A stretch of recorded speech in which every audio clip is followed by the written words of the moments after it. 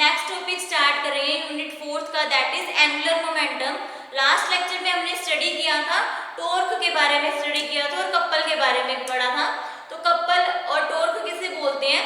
Torque is defined as torque इसे किसे बोलते हैं? The turning effect of body about the axis of rotation is called torque.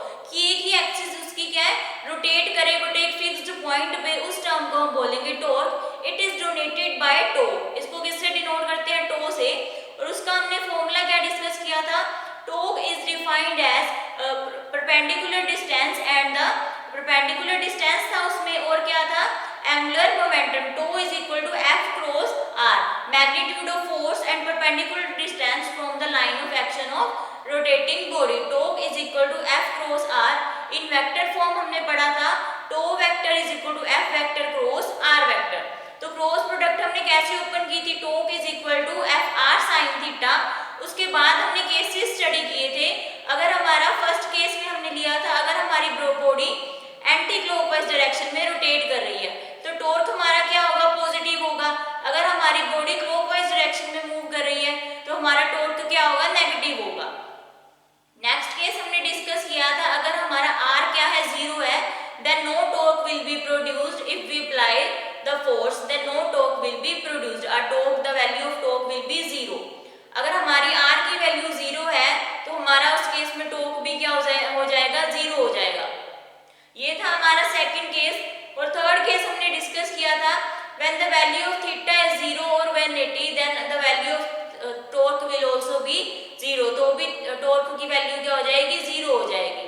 तो उस केस में भी टॉर्क 0 हो गया। और फोर्थ हमने डिस्कस किया, when theta is equal to 90, then the value of torque in this case is maximum। जब हमारा थीटा 90 होगा तो उस केस में टॉर्क की वैल्यू क्या हो जाएगी? मैक्सिमम हो जाएगी। और लास्ट केस फिफ्थ हमने डिस्कस किया था कि हमारे को पता है हमारा फॉर्मूला क्या होता है? Torque is equal to R F sine theta. तो अगर हम आर की वैल्यू इंक्रीज करेंगे तो उसके साथ साथ टॉर्क की वैल्यू भी क्या हो जाएगी? इंक्रीज होती जाएगी। तो ये था हमारा टॉर्क। आज हम डिस्कस करेंगे एंगुलर मोमेंटम। एंगुलर मोमेंटम किसे बोलते हैं? It is a product of linear momentum. ये लीनियर मोमेंटम का प्रोडक्ट होता है और परपेंडिकुलर डिस्टेंस उसके बीच में है, जो जब वो बॉडी हमारी एक्सिस से रोटेट करती है, उस टर्म को हम बोलेंगे angular momentum. So angular momentum is defined as angular momentum is defined as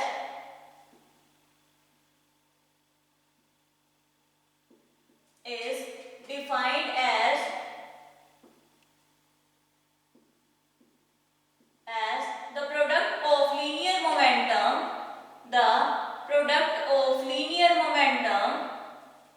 ये किसका इसका प्रोडक्ट होगा? लीनियर मोमेंटम का। Product of linear momentum and perpendicular distance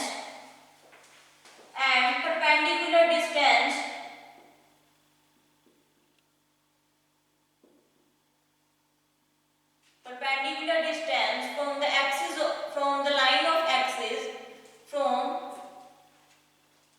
the line of action from the axis of rotation, axis of rotation।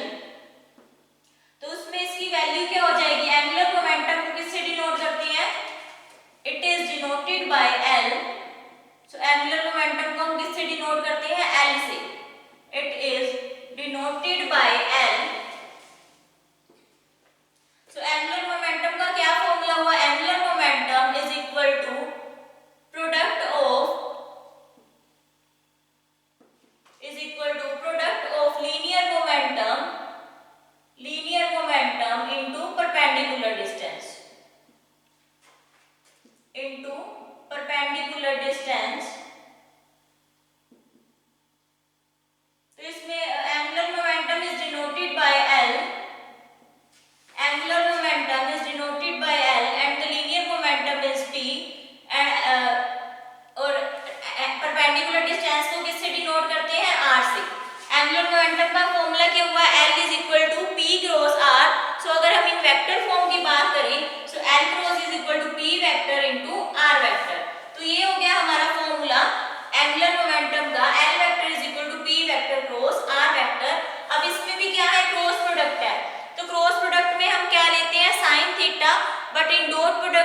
take cos theta. So now we write L is equal to PR sin theta. So angular momentum का formula क्या हुआ? L is equal to PR sin theta. तो अब हम लेंगे, अगर हमारी body लाई कर रही है XY प्लेन में तो टॉर्क कितना होगा? Then the body start rotating about the axis of rotation. Now consider a body lying in XY plane. तो उसमें क्या होगा? हमारी बॉडी रोटेशनल मोशन में भी होगी और ट्रांसलेशनल में भी होगी. Now this rotating body possess two types of motion. First is rotational motion and second one is translational motion. So हम डायग्राम ड्रॉ करेंगे.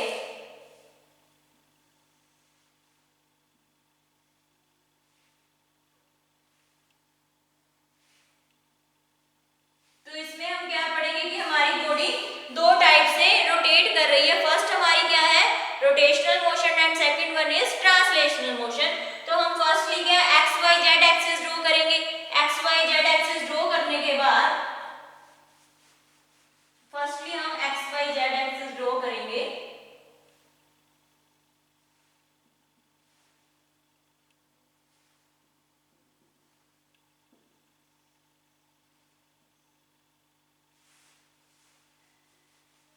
तो इसमें क्या है? हम ड्रॉ करेंगे,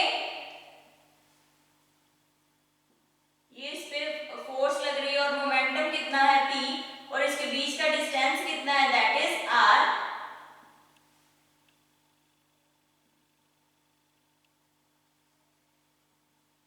तो इसके बीच का डिस्टेंस कितना हुआ? R और मोमेंटम कितना है इसके बीच में? P. सो उसके बाद हम लिखेंगे, इसको हम नाम दे देंगे B और इसको दे देंगे A और ये क्या है? O और इसके बीच में जो एंगल बन रहा है वो कितना है? थीटा. इसके बीच में जो एंगल बन रहा है वो क्या है? थीटा. O से A के बीच में. सो अब हम नेक्स्ट क्या करेंगे? नेक्स्ट हम करेंगे इसके बीच में रेडियस का डिस्टेंस कितना है? The distance is R. इन दोनों की डिस्टेंस कितना है? R. तो अब हम क्या राइट करेंगे इसके बीच का? अब हम राइट करेंगे consider a body lying in X Y plane. Body क्या है? एक्स और वाई डायरेक्शन में लाई कर रही है. ये हो गया point O and this one is X. तो ये हमने टॉर्क में भी एक्सिस ऑफ रोटेशन बनाई थी.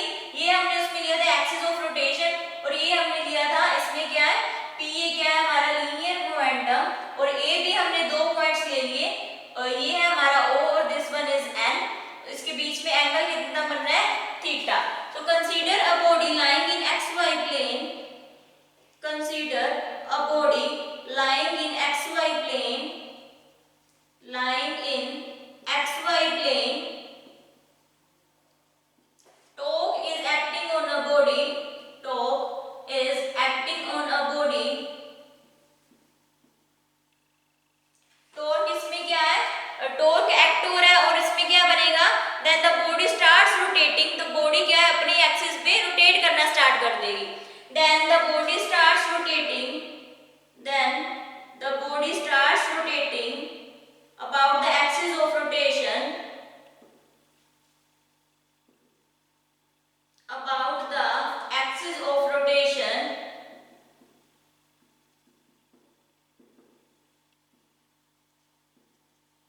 उसके बाद क्या करेगी? हमारी बॉडी में दो टाइप्स की रोटेशन होगी. The body possess two types of motion. First is rotational motion and second one is linear motion. The body possess two types of motion. The body possess two types of motion.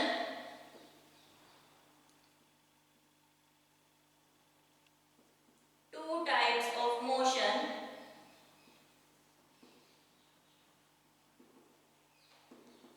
तो first इस case में क्या होगा? Rotational motion and second one is translational motion. तो firstly हम देखेंगे, पहले हमने क्या किया? एंगुलर मोमेंटम को स्टडी किया. उसमें हमने क्या किया? Angular momentum is defined as product of linear momentum and perpendicular distance between the line of action of force between axis of rotation. तो उसका फॉर्मूला हमने क्या डिस्कस किया? L is equal to P cross R. Angular momentum is equal to linear momentum into perpendicular distance, and the angular momentum is represented with L, and the linear symbol of linear momentum is vector P, and perpendicular distance is R. So अगर हमने cross product को open करना हो तो वो हम कैसे open करते हैं?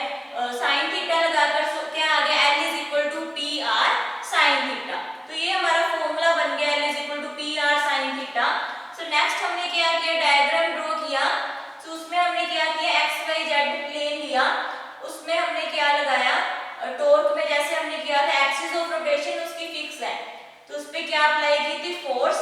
इसमें हमने लिया रेडियस है उसके बीच का डिस्टेंस, और उस पर क्या है, लीनियर मोमेंटम अप्लाई हो रहा है। टॉर्क पे तो हमने फोर्स लगाया था क्योंकि इसका फॉर्मूला था F torque is equal to FR sin theta, उस पे हमने फोर्स अप्लाई की थी। बट एंगुलर मोमेंटम में फॉर्मूला क्या है, torque is equal to PR sin theta. तो इसमें हमने क्या है, लीनियर मोमेंटम और उसके बीच का डिस्टेंस r से डिनोट किया, और सेंटर वाला पॉइंट हमने O ले लिया। A से B दो पॉइंट्स हैं, और इसके बीच का डिस्टेंस कितना है, r, और एंगल कितना बन रहा है, थीटा। सो नेक्स्ट हम क्या डिस्कस करेंगे, इसमें दो टाइप्स की मोशंस होती हैं, बॉडी दो टाइप्स के मोशन पोसेस करती है। फर्स्ट हमारा है rotational motion, first is rotational motion, और सेकंड हमारा है लीनियर मोशन।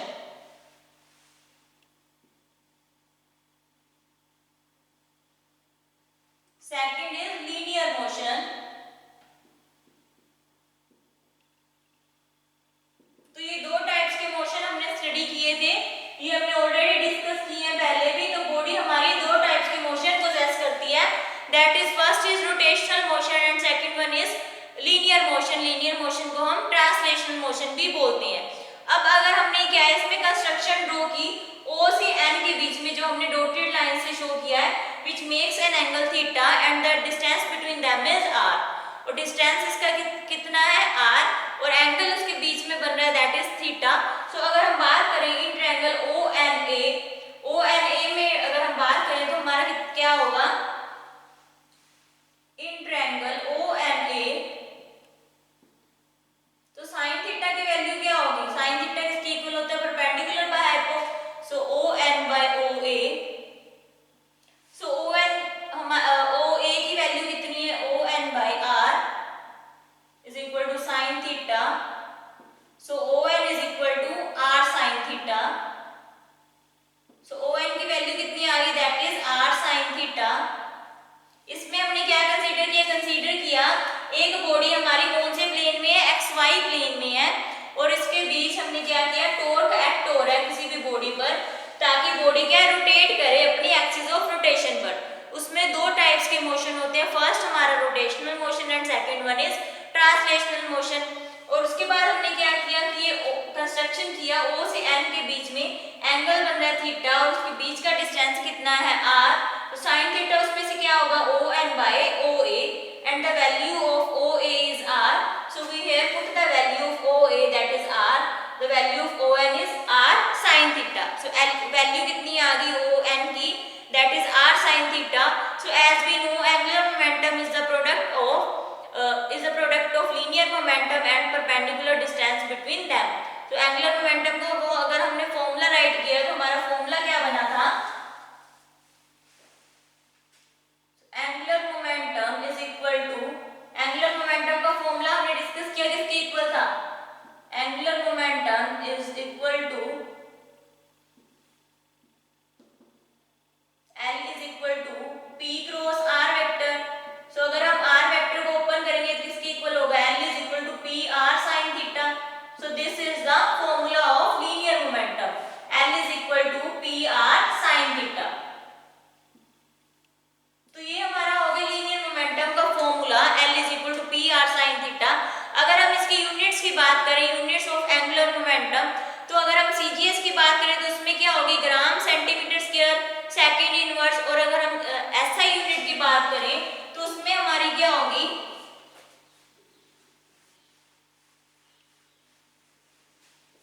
तो ये हमने निकाला किसका, एंगुलर मोमेंटम का। टॉर्क में हमने क्या पढ़ा था, फोर्स इनटू परपेंडिकुलर डिस्टेंस सम के बीच में F cross R sin theta, sorry F R sin theta, cross product open की तो हमने क्या लिखा, sin थीटा। ऐसे सेम हमने एंगुलर मोमेंटम का किया, फोर्स की जगह इस पे क्या आ गया, linear momentum, that is P। So formula क्या बना एंगुलर मोमेंटम का, that is L is equal to PR sin theta। So next अगर हम इसकी यूनिट्स की बात करें, CGS और SI यूनिट्स की, तो यूनिट्स इसकी क्या होंगी, इन CGS सिस्टम,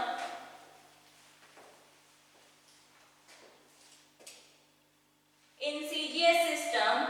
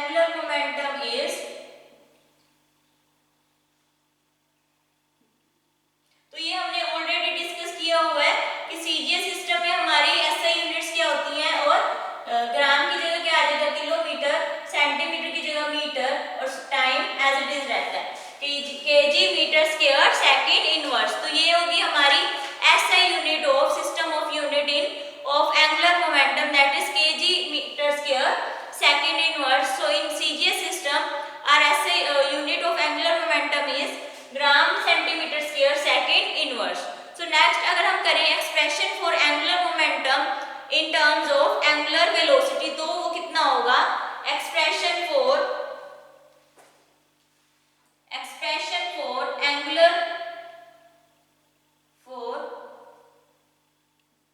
एंगुलर मोमेंटम,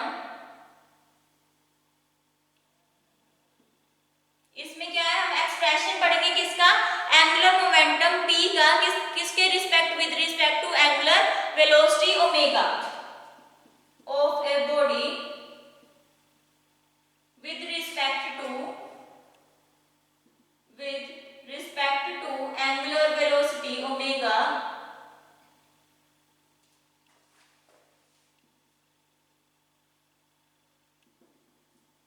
तो वो हमारा कितना होगा, as we know the value of the formula of angular momentum is L is equal to rp sin theta, where theta is equal to 90.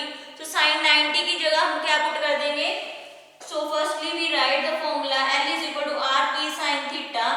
In this case we will take the value of theta is equal to 90, then L is equal to rp, because the value of sin theta is maximum when angle between them is 90. so angle हमारा 90 की sin 90 क्या होता है 1, उस case में angular momentum क्या होता है, मैक्सिमम होता है. so L की वैल्यू क्या आ गई, rp, as we know p is equal to mv, p की वैल्यू क्या होती है mv, so here we put the value p is equal to mv, we get ये p की वैल्यू हम पुट करेंगे L is equal to rp, so p की value है हमारी mv, so हमारा कितना आ गया rmv. अब हमें पता है the value of v is r omega, the value of v is r omega, so here we put the value of r omega, we get m r square omega. तो हमारा angular momentum किसके equal आ गया, m r square omega. so this is the relation between angular momentum with respect to angular velocity. angular velocity हमारी क्या है omega, angular momentum क्या है हमारा p. so हमारी वैल्यू क्या आ गई l की, that is m r square omega. this is the relation between angular momentum and with respect to angular velocity. तो हमने सबसे पहले क्या किया, L is equal to rp sin theta, ये हमें पता है एंगुलर मोमेंटम का फॉर्मूला क्या होता है, L is equal to rp sin theta. so angular momentum हमने फॉर्मूला पुट किया, थीटा इज इक्वल टू 90, हमने फॉर्मूला पुट कर दिया, थीटा क्या है हमारा 90, थीटा को हमने 90 पुट किया, सॉरी यहाँ क्या आएगा angular momentum L, angular momentum L of a body with respect to angular velocity omega. so ये हमें फॉर्मूला पता है L is equal to rp sin theta. Theta हमने क्या ले लिया 90, so sin 90 here is 1, so the value of sin 90 is 1. sin 90 की value हमें पता है कितनी होती है 1, so हमारी वैल्यू L की कितनी आ गई, that is rp. so as we know the formula of momentum is mass into velocity. momentum का फॉर्मूला हमें पता है किसके इक्वल होता है, मास इनटू वेलोसिटी. तो हमने p की जगह क्या पुट कर दिया mv. सो इस इक्वेशन में अगर हमने पुट किया L is equal to rp में p की वैल्यू पुट की mv, सो हमारा L किसके इक्वल आ गया rmv. सो अब हमें पता है v किसके इक्वल होता है, velocity is equal to r into omega. तो हमने ये पुट कर दिया L is equal to v की जगह क्या पुट कर दिया r ओमेगा. तो हमारा एंगुलर मोमेंटम क्या आया with respect to angular velocity, that is equal to m r square omega, where L is linear moment, angular momentum, where L is angular momentum, L हमारा क्या है angular momentum, and omega here is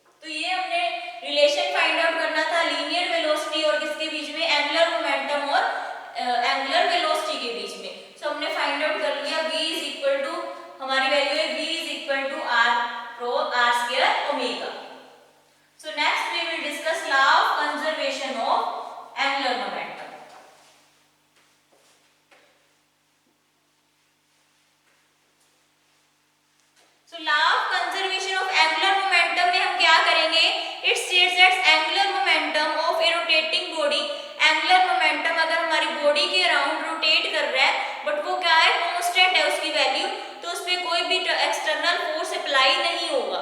so next we will discuss law of conservation of angular momentum. Law of conservation of angular momentum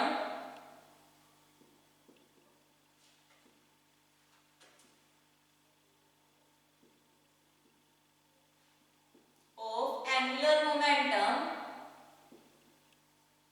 तो law of conservation of angular momentum से हमें क्या पता चलता है, it states that external angular momentum of a rotating body about the axis of rotation remains constant. इसका मतलब क्या है कि इस पे कोई भी एक्सटर्नल टॉर्क अप्लाई नहीं होगी. It states that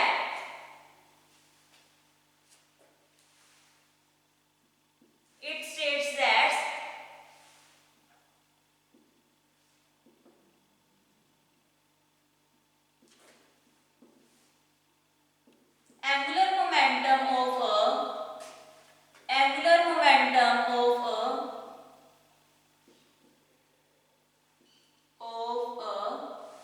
it states that angular momentum of a rotating body, it states that angular momentum of a body about an axis of rotation of a rotating body about an axis remains constant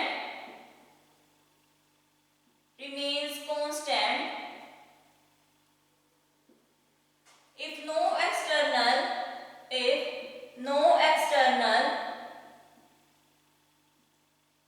हमारी angular momentum constant कब होगी, जब उस पे कोई भी external torque apply नहीं होगा, तो हमारे हम क्या बोलेंगे, this is the law of conservation of angular momentum. No external torque will be applied on it.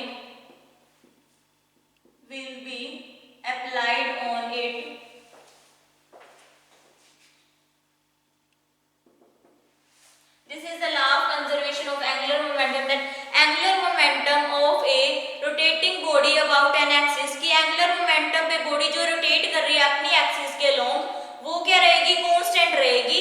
और क्योंकि उस पे कोई एक्सटर्नल टॉर्क अप्लाई नहीं हो रही है. यही हमारा क्या है, law of conservation of angular momentum. So next हम इसको प्रूव करेंगे. Let I be the movement of inertia और अल्फा उस पे क्या है, एंगुलर एक्सेलरेशन, तो उस पे टॉर्क कितना अप्लाई हो रहा है. So now we prove, let I be the moment of inertia.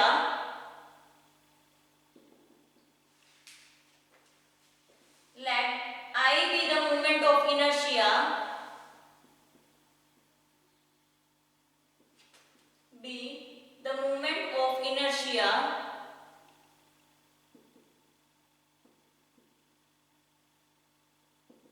I क्या है, moment of inertia, और अल्फा इस पे क्या लग रहा है, angular acceleration.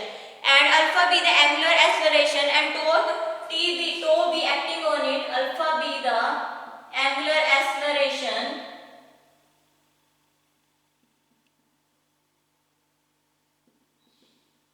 then tau be acting on it, then tau be acting on it.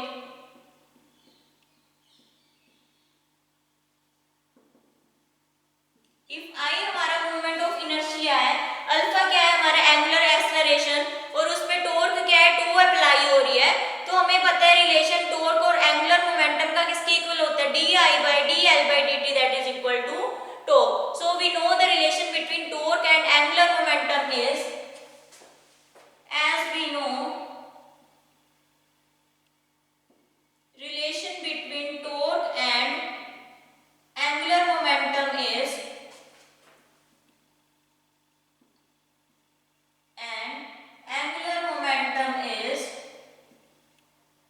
Torque और एंगुलर मोमेंटम के बीच का रिलेशन किसके इक्वल होगा, dl/dt that is equal to tau. तो ये हमारा रिलेशन किसके बीच में, टॉर्क और एंगुलर मोमेंटम के बीच में. अगर एक्सटर्नल फोर्स इस पे नहीं अप्लाई हो रही तो टॉर्क हमारा क्या हो जाएगा, zero. If no external force is applied on it, if no external force is applied on it, is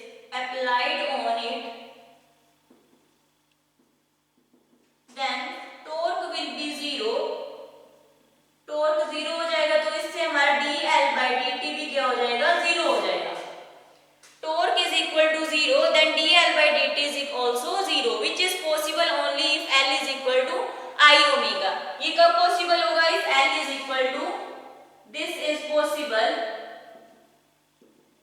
only if L is equal to I omega. If L is equal to I omega. ये कब possible होगा? जब हमारा L किसके इक्वल होगा? I omega के means I1 omega 1 is equal to I2 omega 2. I1 omega 1 is equal to I2 omega 2. तो ये था हमारा law of conservation of angular momentum. इसमें हमने क्या लिखा कि dl by dt, इसके बीच में रिलेशन होता है टॉर्क और एंगुलर मोमेंटम के, dl by dt is equal to omega. ये था हमारा angular law of conservation of angular